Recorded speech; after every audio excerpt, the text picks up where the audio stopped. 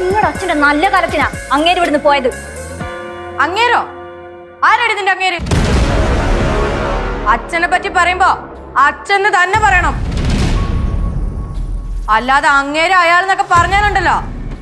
ഇപ്പൊ നിന്റെ അച്ഛനോടില്ലല്ലോ, ഇനി നിന്നെ ആരുടെ സപ്പോർട്ട് ചെയ്യാൻ പറ്റേ? നിന്റെ സുതയാ. എന്നെ ആരും സപ്പോർട്ട് ചെയ്യണ്ട. എനിക്കൊരു പ്രശ്നമുണ്ടെന്ന് അറിഞ്ഞാലേ എൻ്റെ അച്ഛൻ പറന്നു വരും. അച്ഛനെ കുറിച്ച് ഇനി ഞാനായിട്ട് പ്രത്യേകിച്ചൊന്നും പറഞ്ഞു തരണ്ടല്ലോ. ഏകദേശം ഒരു ധാരണ എല്ലാവർക്കും കിട്ടി കാണും. വെറുതെ എന്തിനാ അച്ഛനെ കൊണ്ട് ഓരോന്ന് ചെയ്യിക്കുന്നത്? നിങ്ങൾ താങ്ങത്തില്ല. മോഹന, ഒരു തവണ നീ ഇവിടെ ഇറക്കി വിട്ടപ്പോ ഞാൻ തടഞ്ഞു. പിന്നൊരു തവണ നമ്മൾ രണ്ടും കൂടെ ഇറക്കി വിട്ടപ്പോ പിള്ളേര് തടഞ്ഞു. ഇപ്പോ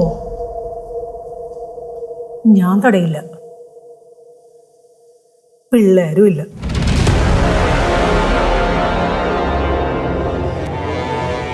ഏട്ടത്തി ഏട്ടത്തി എന്ന് പറഞ്ഞ് കരഞ്ഞോണ്ട് വരാൻ എന്റെ കെട്ടിയോനും ഇല്ല. എന്നാ പിന്നെ ഈ അവസരം അങ്ങോട്ട് മുതലാക്കിയാലോ മോഹന?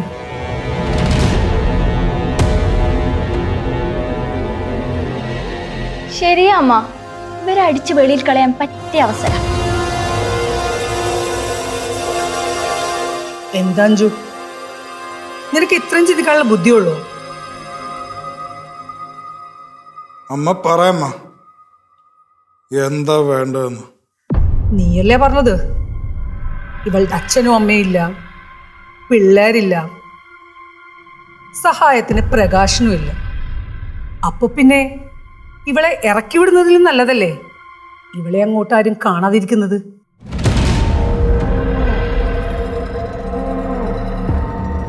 അമ്മ എന്താ പറഞ്ഞിരുന്നേ?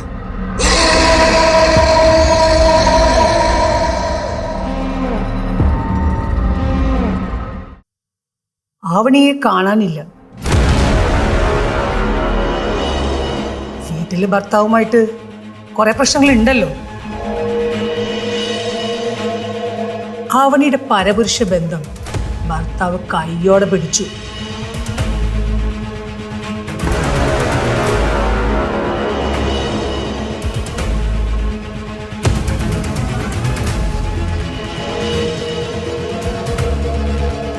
അതിന്റെ പേരിൽ ഡൈവോഴ്സിന്റെ വക്കീലാണ് രണ്ടുപേരും. അതിനിടയിൽ ആവണിയെ കാണാതാകുന്നു. ആവണിക്ക് എന്ത് സംഭവിച്ചെന്ന് പുറം ലോകം അറിയരുത്. അവൾ അവളുടെ കാമുകന്റെ കൂടെ പോയി, അങ്ങനെ അറിഞ്ഞാ മതി. ആരെയോ കാണാൻ ആരും അറിയാതെ അവൾ പോകുന്നുണ്ടല്ലോ. അവന്റെ തലയിലോട്ട് നമ്മൾ വെച്ചു കൊടുക്കാം. അഞ്ജുനും മോഹനും ഞാൻ പറയുന്നത് മനസ്സിലാവുന്നുണ്ടോ? മനസ്സിലായമ്മ.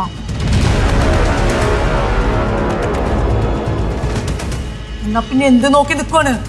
പിടിക്കോളാ.